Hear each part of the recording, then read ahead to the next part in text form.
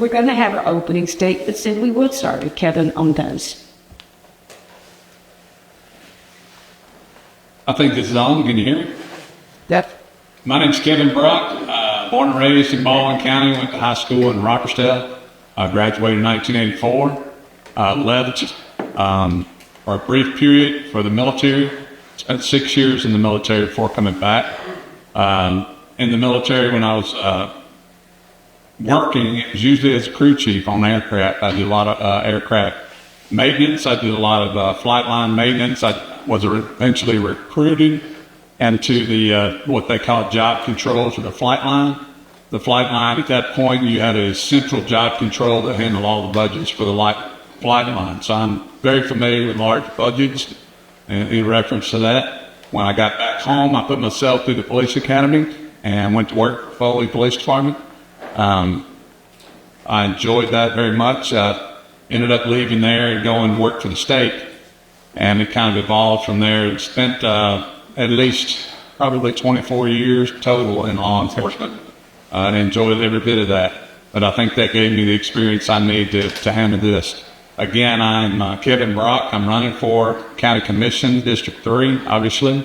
My family, my wife is here, Lori in the back. My son Jacob's in the back. I have a daughter named Holly and 2 grandchildren on top of that. So when you ask me why I'm running for County Commission, my 2 grandbabies are probably the best answer.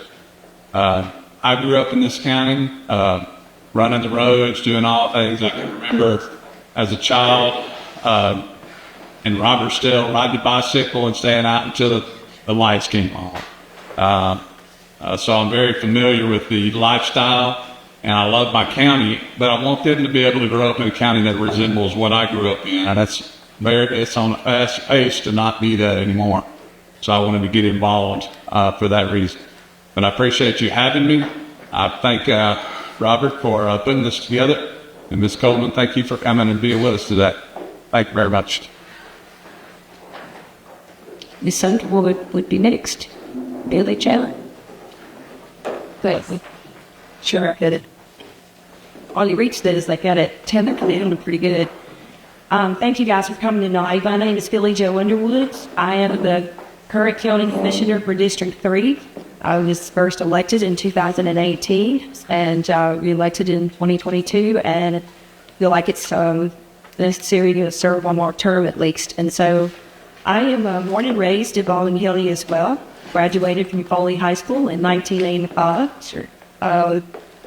My family has been in Baldwin County for 5 generations, and I don't even know all of what to say because I didn't really prepare for this as well tonight because my husband was in surgery all day. I was at the hospital for 9 hours. He's okay, but he had to have a total knee replacement. So those of you in the audience that have had to sit in a hospital all day for 9 hours and then have to come here and get a shower before you come, a little bit different. But I am a CPA. I've been practicing, worked for a family car in Silverdale.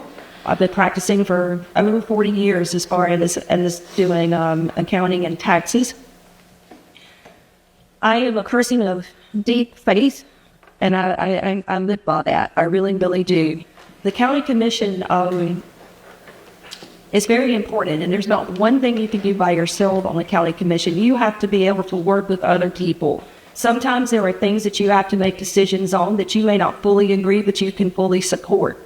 And I will say that the county is growing, and it's not something that we can just stop, and it's not something that we can just slow down. We have to guide and manage that growth to the best that we can. The county commission has a good strategic plan now. We have a master plan that is more than 20 pages. When I walked into the commission, the master plan is what is a guide for growth. It is not a regulatory document at all. It is a guide for growth. And it was about 20 pages. And so we have updated our subdivision regulations last year. And I worked with a really, really good team of commissioners, and I worked with a really good staff. It's not been easy. There was some, just as the county is growing, there's growing pains in learning what you do. And you don't learn this overnight. My predecessor sitting here in the audience, and I remember him telling me it's like drinking from a fire hose, and you are exactly right. And so it takes a little while to to digest a lot of the things. That do I know everything? I do not know everything, but I do know that it is difficult. The county government is not easy. It's complex, and like I said, I'm not exactly as prepared as I normally would be, but I do appreciate you guys for being here tonight. Your time is very, very valuable. Thank you. What? Thanks. Phil? Oops. Hello, my name's Phil Dembowski. I'm running also District 3 County Commission. I've been here 30 years. I'm originally from Miami, Florida. I was brought up in this wonderful state, playing ball at Auburn University, played under Pat Dye in '84, the first SC championship with his first championship, and learned a lot of things about, commitment and responsibility and leadership, and that carried me on in my life. I went down to Florida and taught school after having a failed kind of pro career. I had a bad TBI, traumatic brain injury. I had to quit playing sports for a while. Went down to Miami, taught school, didn't play any contact sports for about a year so I could get better, and then I played coach football there in Miami at 2 different schools. One was a Jesuit County school, and the second was public school up in Hialeah, in Miami, outside of Miami, or it's in Miami. Anyway, moved from there, went back to school on a scholarship with rugby. I also played rugby the whole time. I played in Auburn as well, and the Clemens since I was 14 as well. So played those were my 2 major sports. And then I went on to become a chiropractor with a rugby scholarship up in Marietta, Georgia, at University of Life University. At the time it was called Life Chiropractic College. That's Life University. Went from there and came here to the Olympics, worked as special liaison to the International Sports Development with the Olympics, and Life College was their conduit with the Olympics because we had to use our stadium, our track, to train their athletes during the off season. Went on from there to come here and start practice in 1996. So coming on the exact 30th anniversary of my coming to Baldwin County. I married a young lady from Andalusia, Alabama. She's an Alabama grad, so I had a mixed marriage. Her dad was a big Alabama fan that never changed, of course. And her uncle played for Air in his first championship years. Anyways, it was Dan Petz, so maybe you know that, I don't know. But anyway, came here after 30 years. Tried to do a town council run about 10 years ago. Didn't kind of work out. Just came back and rethought things out this year with what's going on. I decided to run again for county commissioner because of the present state of the county, which is, to me, derelict. With the development and infrastructure problems and that kind of thing. That's why I'm here. I think that's also why Kevin's here. So, the existing condition is, to me, in some ways, has not been able to fulfill all the duties to fix these things. So that's why I'm here. I'm running under that understanding. And I didn't think that would be a problem to say that, but evidently it is. So I'm saying it up front with Ellie. That's why I'm running this, because I feel like there needs to be a change. And all things, change is good. Life is dynamic. Things do change, but can't hold it still, can't stop the faucet, can't put your finger in the dike. You got to move on. And that's what why I'm running for county commission. Thank you very much. All right, thank you, all 3 candidates. Now we will start with Billie Jo. And the first question is, and probably no one will be surprised that we're going to start out with the solar farm up in North Baldwin, which has filled the news lately. In his opinion, is it possible to stop this thing now? And what can be done to prevent something like this seemingly just popping up without even having much forewarning? Well, first of all, energy situations like solar farms and data centers are a nationwide issue. It's not just happening here in our area. So your first question, I believe, was, is it possible to stop it? It depends on where they're going to be located. Are you wanting to specifically talk about Silicon Valley? But one stock to become to mind, can you stop that template? Not under the current law, as far as that is an area of the county that is unzoned, okay, and there is a citizen-driven process for zoning, and that area it's actually stretches across more than one district.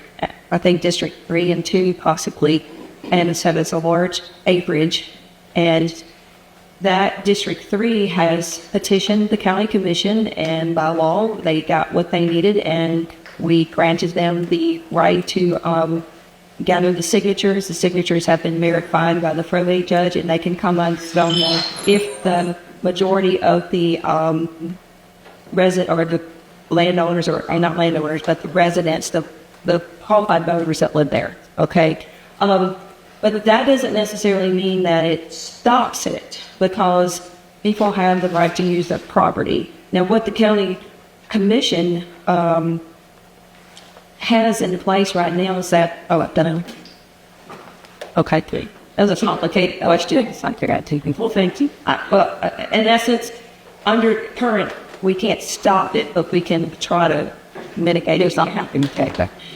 Phil, are you down with the question, or do you need to again? No, I understand the question. So, we have folks, gentlemen running for county commissioners of wealth and knowledge in which tops in short for the District 1. And, Richard has familiarity with what's going on there. What's interesting, he told me that the lands haven't even basically bought yet. So there's a lot of things, if that's the case, there's a lot of ways to make it undesirable for the lands to be purchased. So there's not even signed deeds yet, according to what Richard told me, and that was as of last Friday. Also, taking things, creating permitting, creating studies, not creating, but asking for studies, and valid studies, to make sure that this place they have a way to understand all the implications of what the farm could do if there's tragedy or just catastrophic damage from a hurricane and any type of environmental damage. All those things have to be, I think, sought out and studied to prove that this would not be a hazard to the watersheds in our area. So there's so many, by doing that, and I think it's probably what the commissioner was saying earlier, is that there's many ways to mitigate and maybe slow it down and possibly make it undesirable for the people that want to buy and produce this farm to look other places. So the biggest thing right now is the stall tactics are basically one that stall with some type of stop tactic. You saw now by causing problems for them to continue. It's Chad. Tiffany? It is an important subject, and there are a lot of people that are personally involved in it that I've met and spoke with up in the Stockton area. And I feel for them. I don't think they were hurted. I don't think they knew about what was coming. But basically you have if you don't know about solar panel systems, then what you should do is look to another city or another area that's already built one of that size. They built one about the same size this one's supposed to be in Tennessee, and it's turned into a mudslide. So it tells me there's some issues we have to worry about. This particular piece of land is not a flat piece of land. It's a hilly piece of land, and a third of it is wet. So I'm not sure why they picked this particular piece. I'm not sure why they're buying land in Baldwin County. I mean, if I was going to buy something to put panels on, I would probably put it near the facility, which is in Montgomery. Lowndes County's there, Montgomery County's there. I'm not sure why they're not buying land up there. They're buying an expensive piece of land in Baldwin County to put these on, which tells me something else is up here probably. It's probably a money issue, but it'd be nice to find out. But now, can we stop it? I'm sure there's ways to mitigate what's going on, slow it down a little bit, but from what I was told, the panels were ordered 9 months before we even found out about it. So somebody do something about what was going on. So we won't be privy to that until we look inside. Okay. Second question, we'll start with Phil. When I moved to Baldwin County 45 years ago, a county commissions, not just here but across Alabama, were more road and bridge commissions. But that is so not the case now. I'll look back, county commissions served, say, 45, 50 years ago, mostly for roads and bridges. That's kind of what they did. Obviously not the case anymore. How do you view the county commission's role? What should its top priorities be? Well, actually, the top priority is what the citizens of the county want, and what they want to see the future of their county look like, and where it's going. And so it's driven by the wants of the citizen. And roads and bridges are now still part of it big time. Obviously, the industry's problem having with the open development. So, that's already there. So we need to see how we can repair that, fix that. So that's still in there. But then there's, now we've got new horizons that are there that have to be tackled, like, things like homeless and veterans and workforce development down on the beach, and so obviously the zoning problems that we have that are between home rule and cities and the non-zoned areas, which is it's a bucket of lizards, so everything keeps jumping out kind of into the lid. So there's so many other problems, and so our job now is to listen to the citizen. This the closest thing you get to government in our area is the county, or the town, the city. So this is, as a citizen, I have the right, and want the right to be able to address my county commissioners and say, why is this going this way, and what can we do to change it? So that's where I feel the county commission has to do now. It's way more. There's a lot more stuff to take on board. Kevin?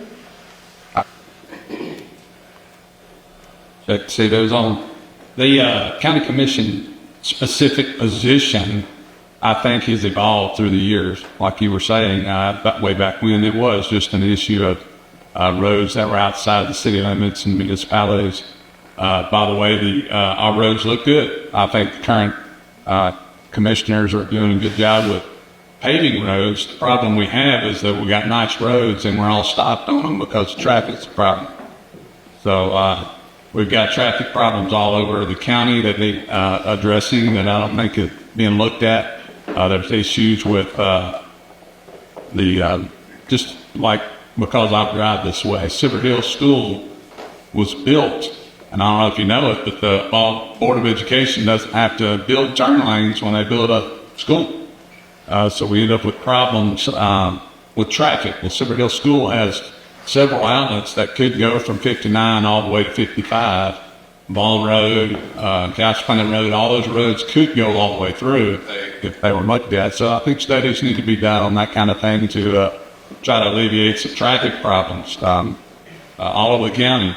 But again, I think the commission should be involved in different things, like we should look into the vets. Yeah, of course, we don't do the legislation on making the laws and the benefits for the vets, but we do service the vets. So we need to make sure that they have access to their benefits and that they're not being overlooked, and they need help finding how to access the benefits. Things like that, mentally ill. We need to work together. We need to work together to try to come up with a program for that. Okay. The third question, Kevin, does start with you. Okay. Do I get to answer that one? Yeah, I don't think it's easy. I started with the field, and so, that's okay. Keeping the moderator straight. This one be fair. Okay, so you wanted to know how do I view the county commission, and you were exactly right. They used to be called road commissioners, and there are still some counties throughout this state that have road commissioners. I did not realize that was the case. In some counties throughout this state, you are elected by a district, and you actually run the road crew. I can't even imagine that. We have, you're under that's a districts type of, that's what's called a district. We're under units here where the county engineer runs the highway department. So I'm thankful for that, because I cannot imagine having to run a road crew. So we do a lot of things now, especially Baldwin County. And when I travel around the state, Baldwin County is the flagship of this state. People are envious of Baldwin County. When I go places and you say, where are you from? You say Baldwin County, they're like, oh, y'all have everything. We do have a lot of opportunity here that other people don't. And so what that I see is that we have other elected officials under our budget. We have the sheriff under our budget. We have the probate judge, the coroner, and the revenue commissioner. And so our job is to keep a balanced budget every year, and we have never, ever not provided the support that our sheriff's department needs. We have went above and beyond on any of our needs that are in the county, and today we just opened up the new probate revenue office in this building under budget, I tell you. And that's another thing, is being physically responsible, and I see the red flag, so thank you. Y'all give us enough time. Keep take on a night. No one will stay. On the third question, we do start with Kevin. If I'm at a quarter, for every time I've heard people say, Baldwin is growing too fast, or it's growing too much, or we have got to stop all these subdivisions. I would not be rich, but I could buy a cup of coffee now and then with it. How can the county commission, given the tools and limitations it has, manage the county's explosive growth and reduce our repentance done? Right. The term dead horse comes to mind when you interview a dead horse. That we have talked about this in length, and I feel like a lot of people are on the same page with how to handle this. But the question is,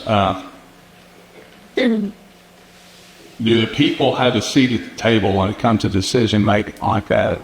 I've had a lot of conversations across the county talking about this very same subject, and it is usually the very first thing you mention is the growth. Can we do anything about the growth? Can we do anything about the growth? Well, the biggest thread I can find in all those conversations is that they don't feel like they have a voice at all. So I think they would be a little more comfortable if we were more vocal about how to handle it, or how the current commission's handling it, or how a new candidate may handle it. Can we stop it? No. I mean, there's no way to stop this kind of growth. I mean, you got to admit we live in the best place in the world. Everybody's going to want to come here. And as my wife says, somebody left the gate open up north, and they just keep on coming in. So it can be, I think it can be regulated a little better. It depends on who gets in the seat and who's driving. You know, there's a good chance that if the vote goes a certain way and you'll have 4 brand new people in county commission office, things might be run different. You have no idea. But on that particular subject, I know it's one of those that has to be handled and regulated through planning and zoning. And you know, we'll know a little bit more about that. Me personally, once we get in, if we get into office and voted in, I'm sorry. If I get voted in, then I will know more about what their plan is. Billie chatter. Okay, well, first of all, growth is not always bad. There are plenty of counties in the state that are barely not York and Forward. And there's counties that have lost population in between 2010 and 2020. We seem to be gaining about 7,500 per year. So the opportunity exists here amongst a lot of things. 21% of our population is 65 or older. There's the other demands that they need. They need health care. They need, we've got hospitals here. I just told you I was at a hospital today, and on the outside of it, it's a performing hospital. In Bangladesh, there's not another, I'm not in the market for a maternity hospital personally, and I could think 2,000 side being marginal, maybe some relatives, but between Bangladesh and Montgomery, there's not a maternity hospital available. We have health care available. We have surgery centers available. We have schools. We have jobs. And the county commission came together and brought that. So as far as subdivisions, you know, a subdivision is mostly what people talk about is a tract home development. You know, you can take 1 acre and divide it into 2. That's a subdivision.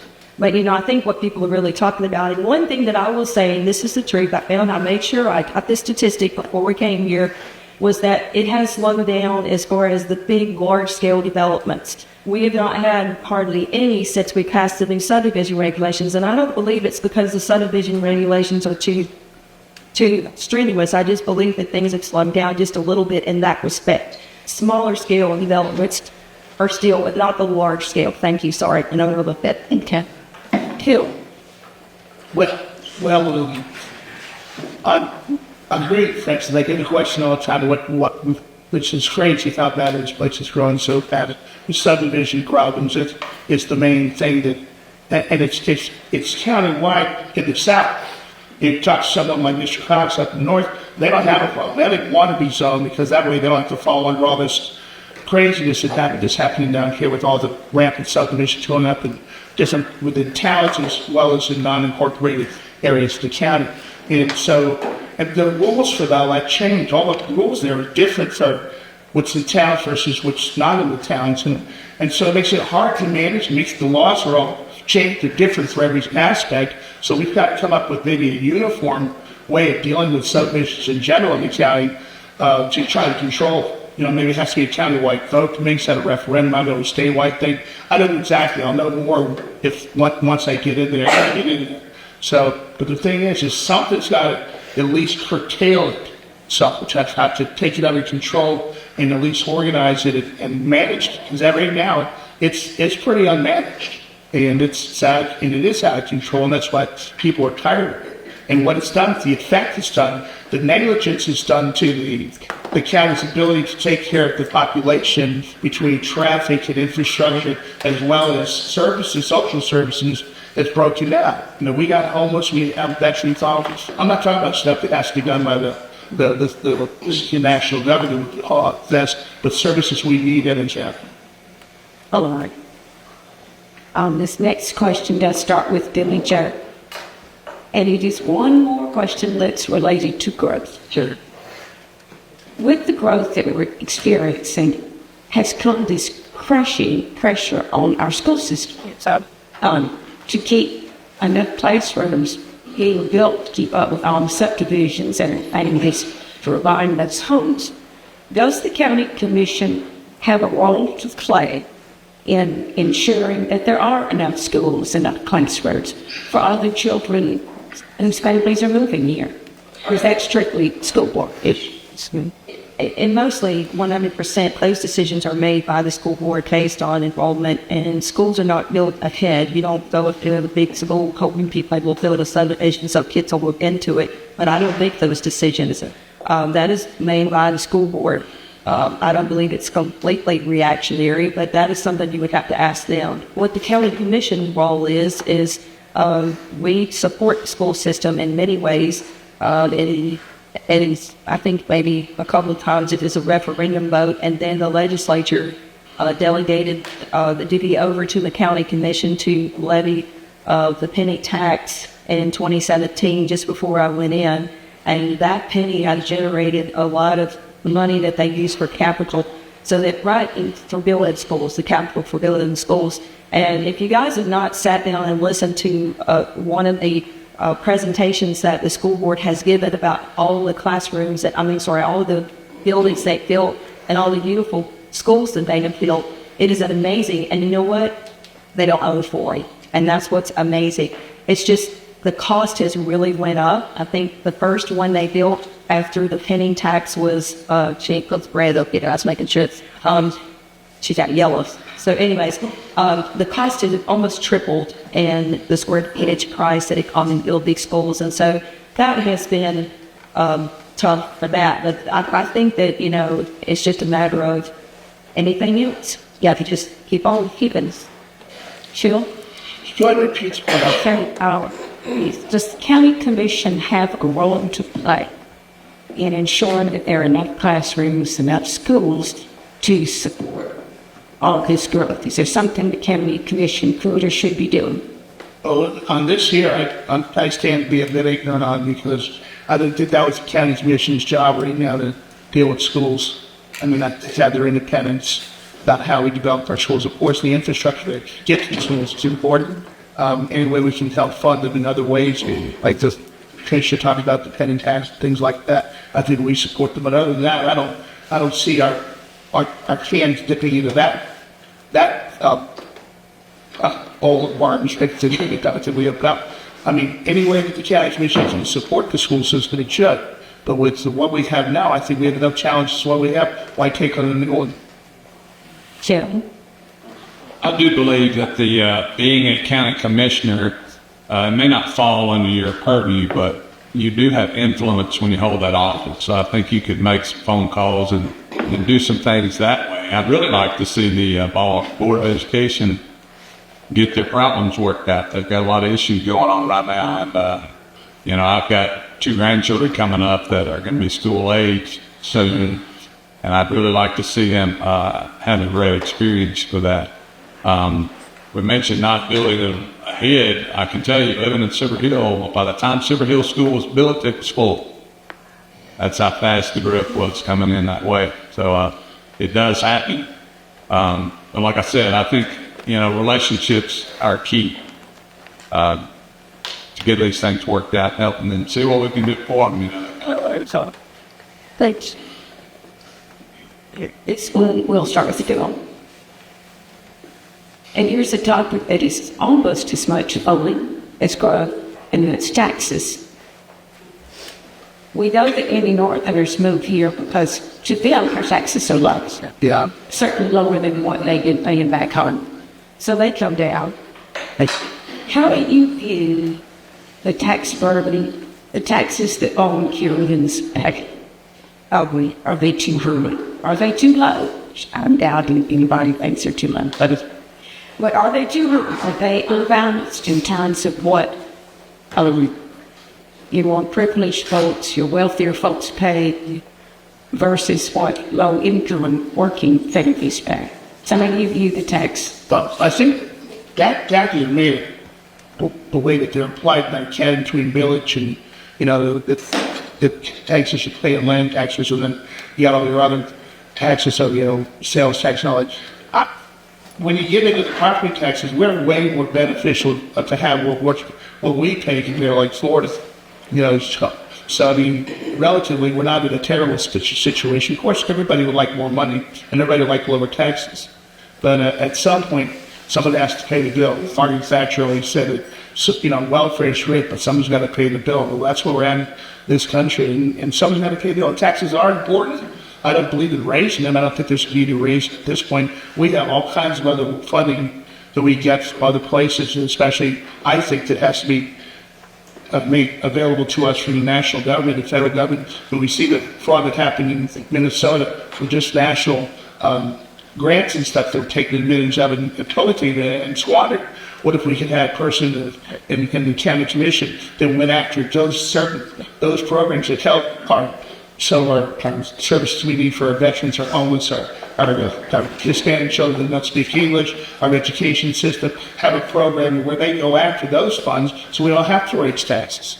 You know, we go after these federal funds and have a person that writes those grants. Just one person or a group of people in the county, directed by the county commission, to go after these things so we don't have to have tax burden that we have. Right now we get the donation money that's coming from the Gulf every year that gives to we get to spend on projects with hurricane mitigation and all the different things that go on. These are tax dollars that can be used so we don't have to burn our citizens with. So I'm just only against the taxes.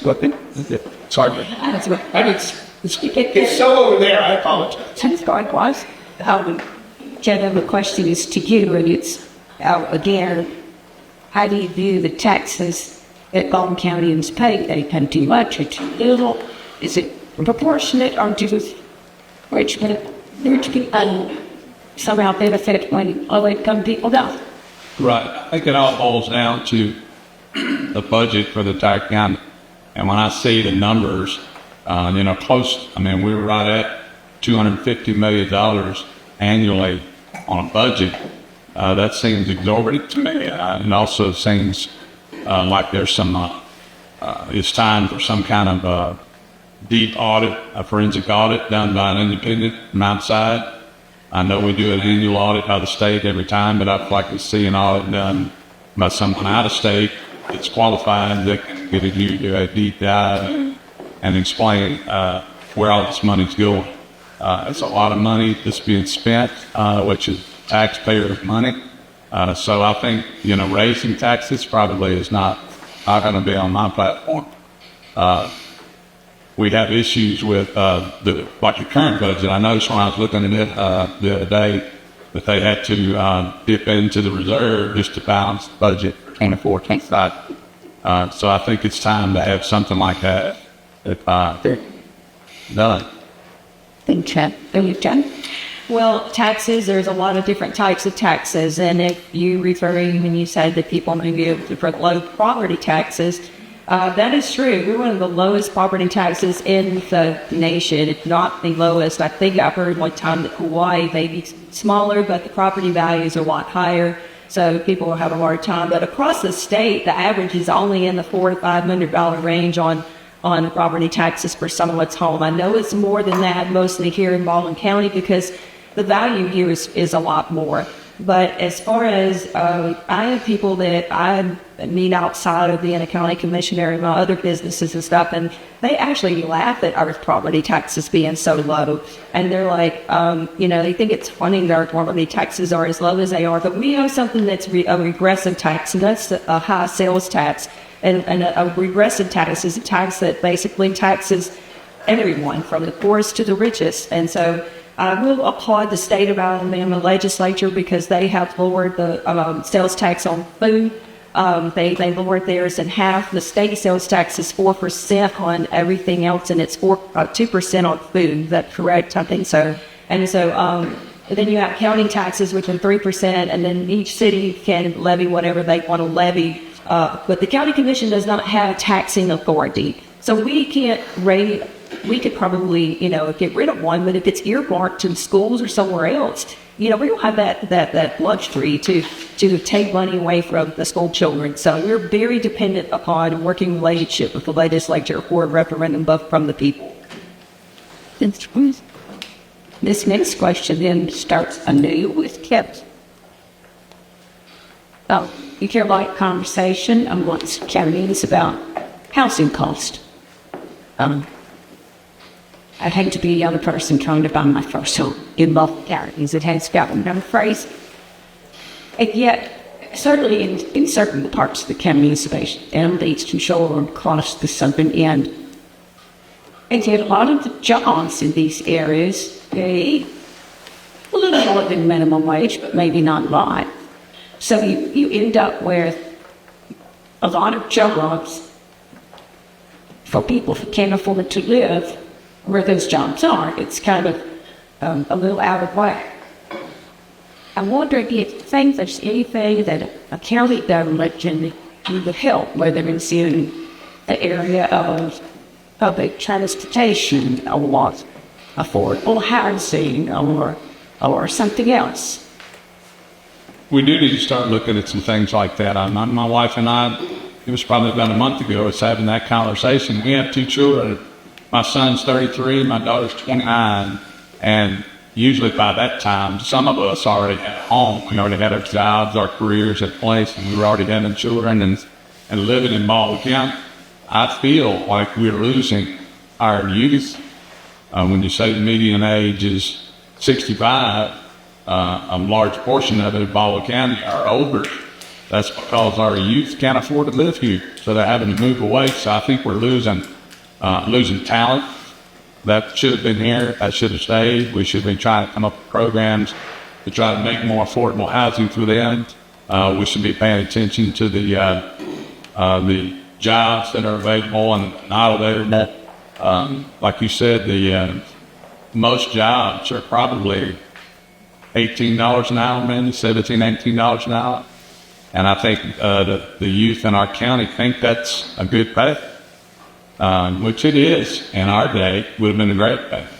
But trying to manage a family and find a home, much less purchase a home or even rent a home, having a home is even harder than buying a home.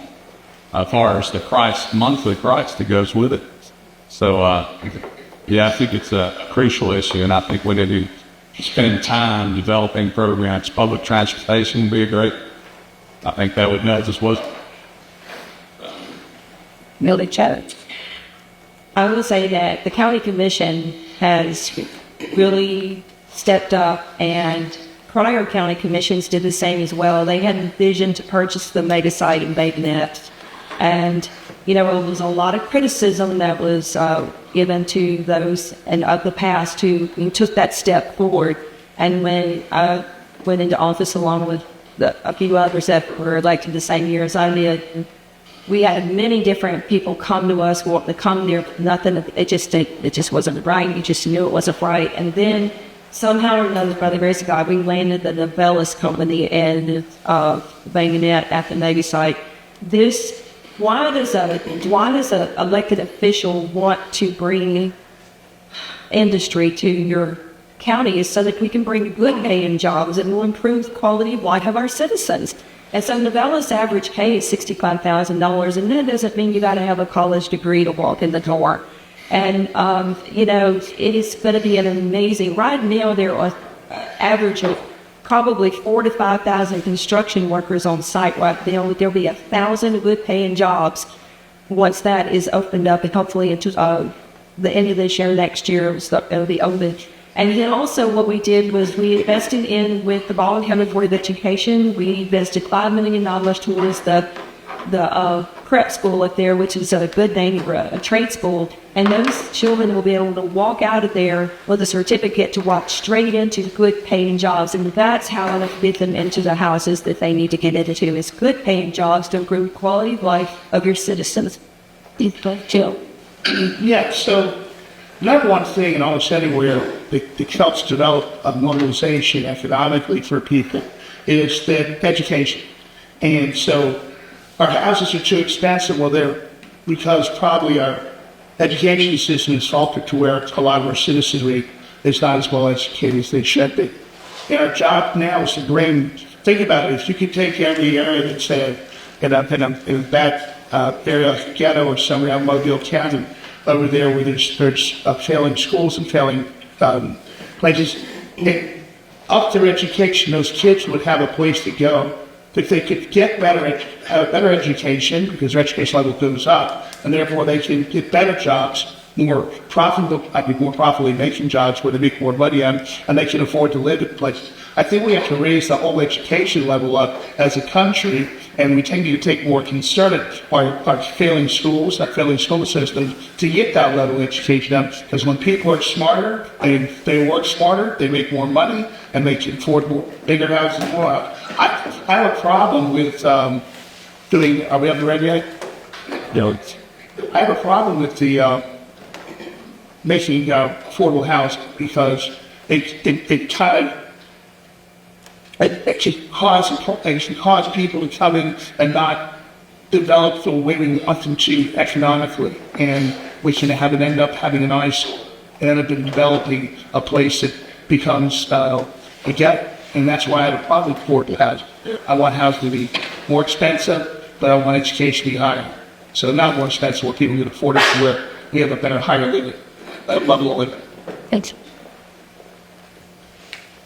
Bitch. Billie Joe, this next question will start with you.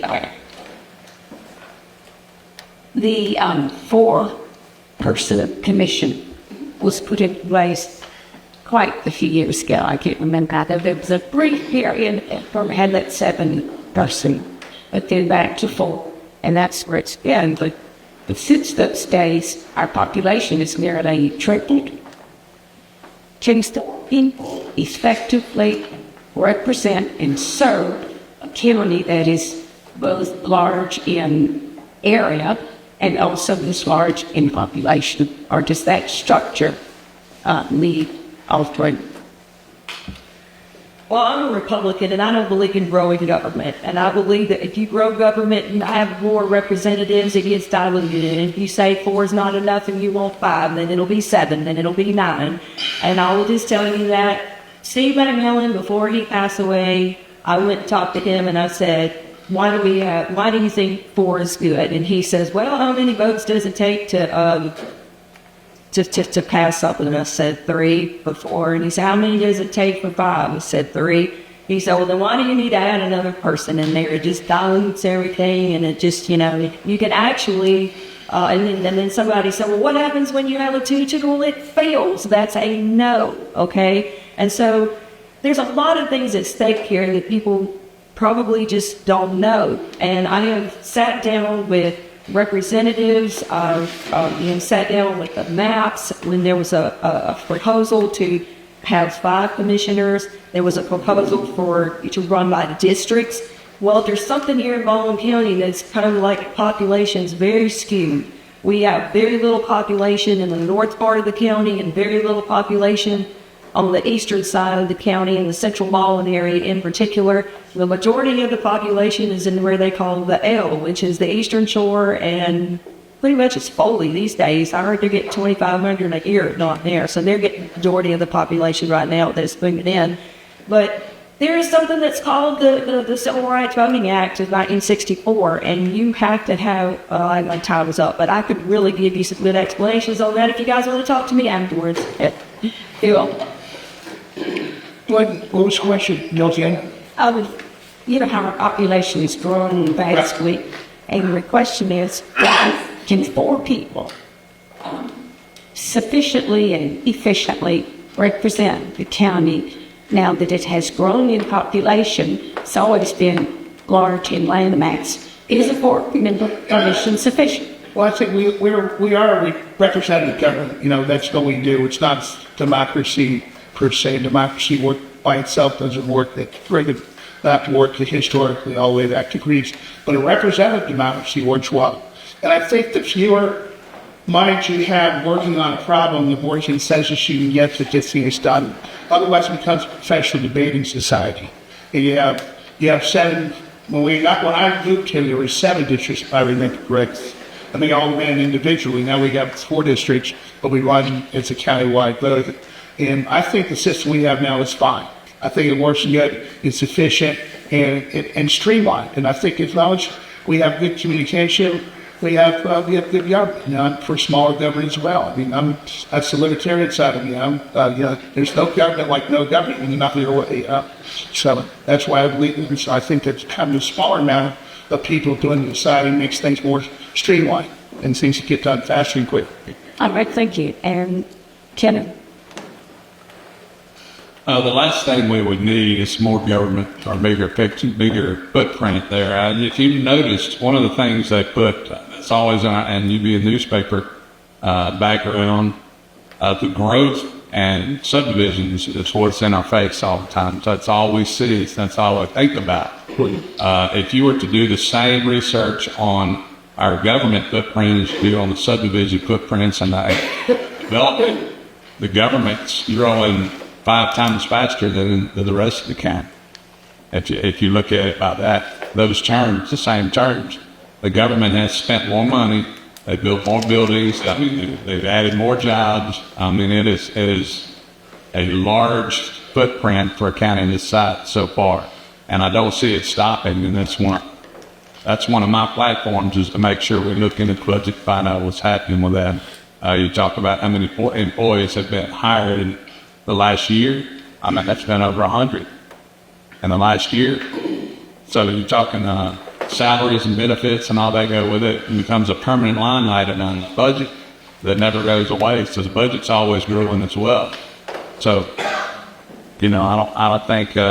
I think 4 commissioners is plenty. Okay. Phil, it'll be your turn to start this time. We've got a new bridge coming up from Gulf Shores. I'm a little short. So that'll give us, 3 bridges coming up from the Gulf.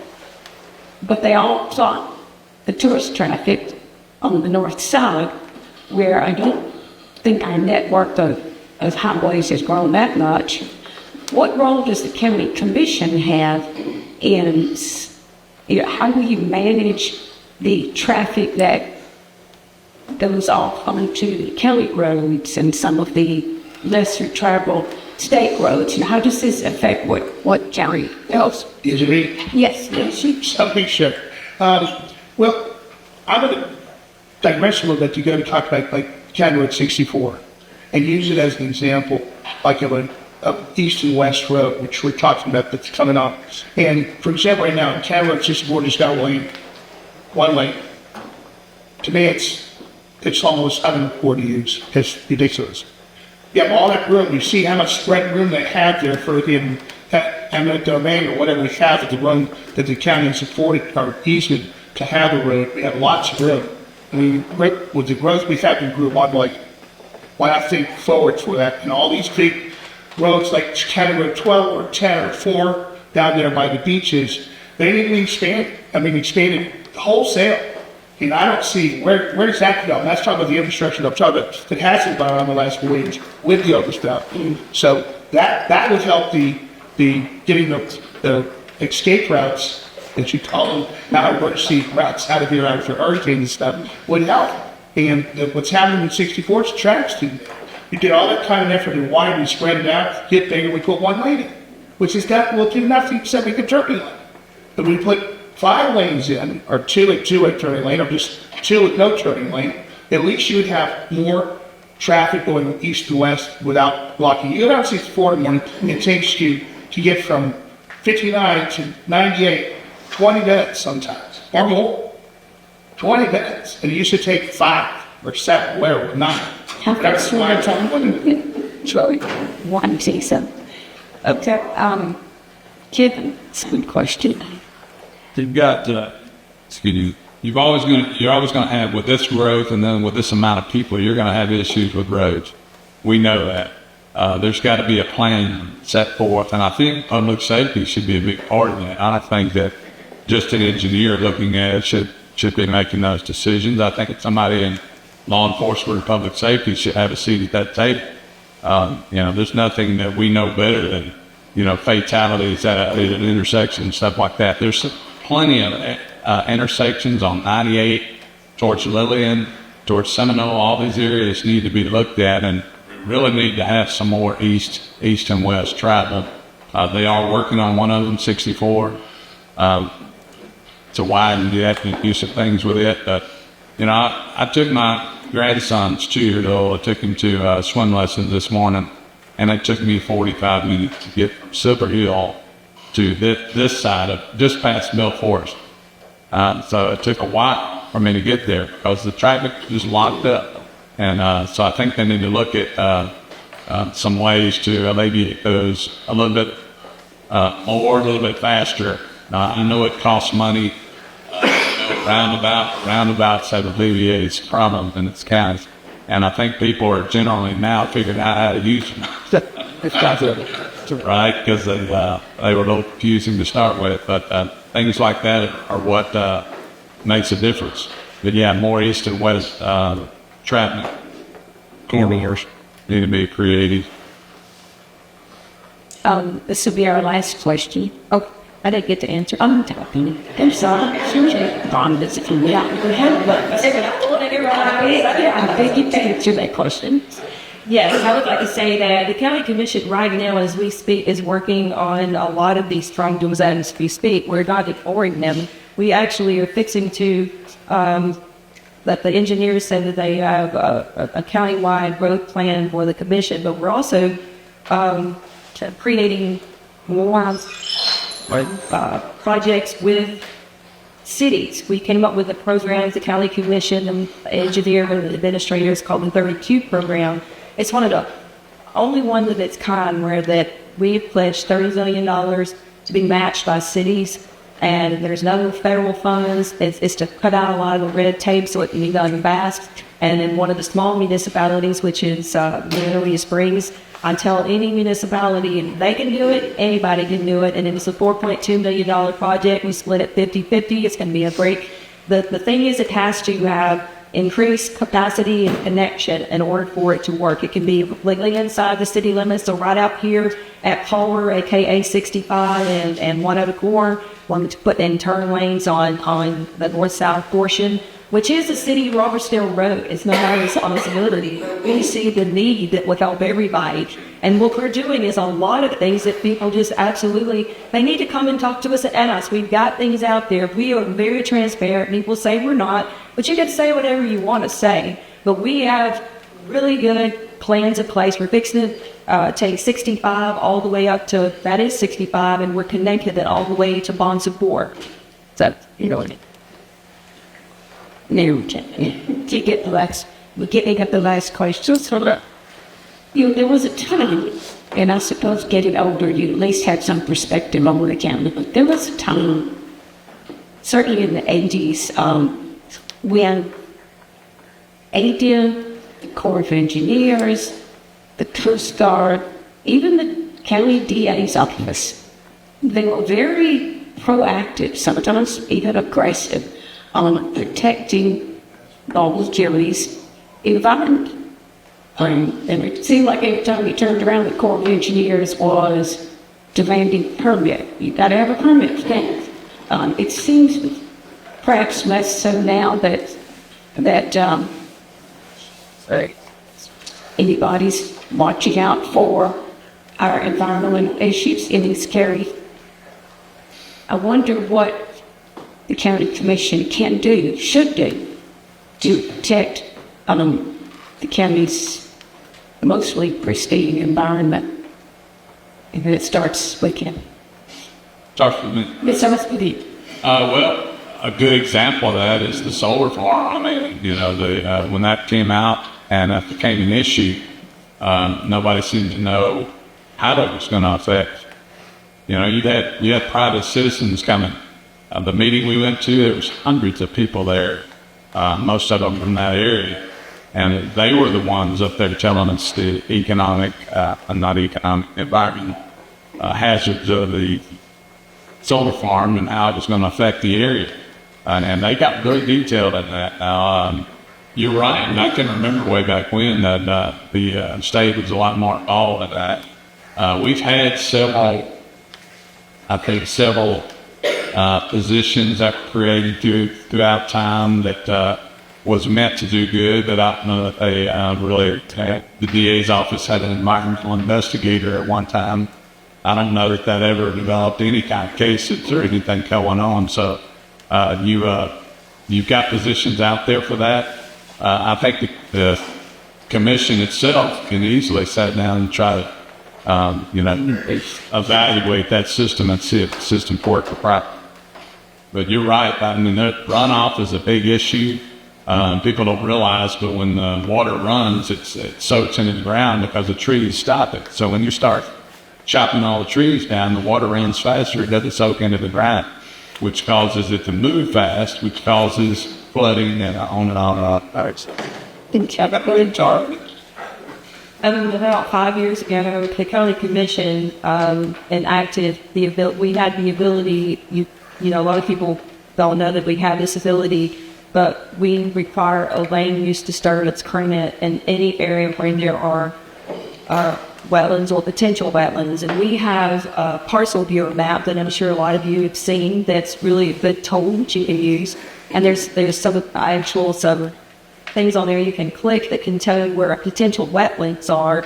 And if it is a potential wetland, then they have to get a land disturbance permit, whether it's in a zoned area or not in a zoned area. And this really came to our attention whenever people were, in unzoned areas and they were out there, doing some site work or something, even on just one little lot, down the river or something. And so we realized that we did have that ability. It was in the law that we could do that. Now, we can do a little bit more in the zone areas. Now, the county commission has hired an environmental planner. She works in the P&Z department, but we have to be careful we don't overstep our bounds because we are not the Corps of Engineers. We are not ADIM. That is a federal agency, and that is a state agency. And so, as much as people want to get out of their lane, the law is the law. And that is something that I'm a rule follower by nature, and I'm a CPA, someone who, integrity, that I will not break the law just because it's not popular and I don't like something. It has to be rightable. Like, Phil? Well, my God, the environment is everything down here. Like, we have this beautiful place that all these people come visit every year, and it's like keep overdeveloping it and not take care of the environment and taking care of the natural resources that we have with the beaches and the shorelines that we have, then we're going to be up the creek. We're not going to have that, and we won't have the ability to make the profit and money off it that powers generates the economy in this area. So it's a great thing that we worry about with our environment. And I think County Commission, I think you'd expand their role in it, as especially an advisory. I don't know the particulars of the laws between the state and the federal government. I think there's obviously areas for cooperation and also not only cooperation, but maybe we can take on some of the burden of or looking for the research of what has to be done at a local level, because they can't have eyes everywhere, even though we know that there are things the government does have eyes everywhere. So, and we should do a better job of making sure we find these wetlands. And it used to be everybody called everything a wetland. Well, now, where we're at in this country, we need to be looking at, let's preserve our wetlands. Let's be cautious about it. Let's be diligent and zealous about our wetlands and make sure we keep them. And not only wetlands, but our shore areas, which are looking, people don't realize that Daphne used to have a road on the front side that went down, and the houses faced the houses used to face the bay. That road is eroded away. Eroded away completely. We need to take care of things like that, now that happened. That's the last question. Where do we come in? Questions. All right, we'll start with closing statements. That will naturally follow to Billie Jo to begin hers. Well, again, thank you guys for coming out tonight. Your time is valuable. I am here in a job interview, right? And I would love the opportunity to continue serving as your county commissioner. I know there's been some accusations made, but I think you would just probably talk to us or talk to me. The county is in a better shape today than it was yesterday. We keep getting, as the commissioner one I was elected with named Joe Davis, he had this saying, as we get bigger, we get better. Not that the lady talks, and that's true. As we get bigger, we get better. And I know you can say a lot of things while you're running for office. I ran for office 8 years ago. And, you can say a lot of things, but when you're sitting in office, you know a lot of what you actually can and you can't do. I'm not going to try to teach anybody new that's elected how to do it. That's their job to learn how to do it. I busted my rear end trying to learn how to do all this stuff. I have spent hours and hours trying to go into classes and I've got connections from D.C. to Montgomery locally, and the county commission is involved in a lot of different things. As far as we have worked hard on our roads, we have worked hard on public safety, supporting our sheriff's office. We have modernized a lot of our regulations and streamlined processes to make things better for people. And I just would humbly ask you to please cast your vote on May 19th for Billie Jo. Thank you. Phil? And I also want to thank you all for being here. Thank you, ladies. Have a moment of diatribe what we believe and where we feel like we should go with this. I appreciate having the opportunity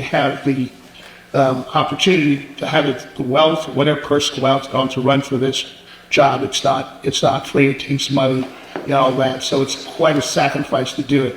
So I'm doing it because I love Baldwin County. Here, this has been my home for my children, home for my family, and home for my practice, what I do, or what I believe in. And I want to make it better and preserve it more. And I want to make it so it's a place where we all can live in a way more harmony than it is right now. To me, our traffic situation is abysmal. Our building situation and some of the environmental stuff coming off the spillage and all these subdivisions, the pollution's there. We can talk about the strides that we've made or possibly made, but to me, it's not anywhere where it could be. And I think that, I have big aspirations, big goals, big ideas, but I'm not willing to just sell. I'm not selling. Selling for the last guy, not for the first guy. I'm the first guy to say that I want to be here today, Commissioner. Vote for me. Humbly beg you vote for me. Thank you very much. And Kevin? Last one. Y'all get to go home. You'll find something to eat. Again, I'm Kevin Brock. I feel I have the experience needed to do something like this. Again, I have big ideas too. We all have ideas on the way we think things ought to work. I spent a lot of time in the military managing multi-million-dollar budgets. I've managed people. One aircraft on a flight line is over as much as the sheriff's department is budget right now. So it's not odd for me to see those kind of numbers, but it is odd for me to see the spending that's going on. So I promise you, day one, that's one thing I'm going to be pushing for is an out-of-state audit. So again, I think as far as experience goes, I've been in law enforcement, so public safety is always going to be on one of my top priorities. I think I have the experience to be a good mediator between the two, between the sheriff's department and the commission. I've taught college. I taught college for 20 years. I've seen students come and go. I was one of the biggest cheerleaders for our profession. I taught criminal justice. So I think I have the experience to do what needs to be done. And right now, in the county that we're living in, with everything that's going on and all the issues we talked about, I believe that you need to have specific people in there doing it. So I hope you can vote. I hope you do vote. Whether it's for me or not, you need to be out there voting on May 19th. But I hope you vote for me on May 19th. Again, Kevin Brock, County Commission, District 3rd. I was thinking, Chairman, it doesn't rock. Join me in thanking that.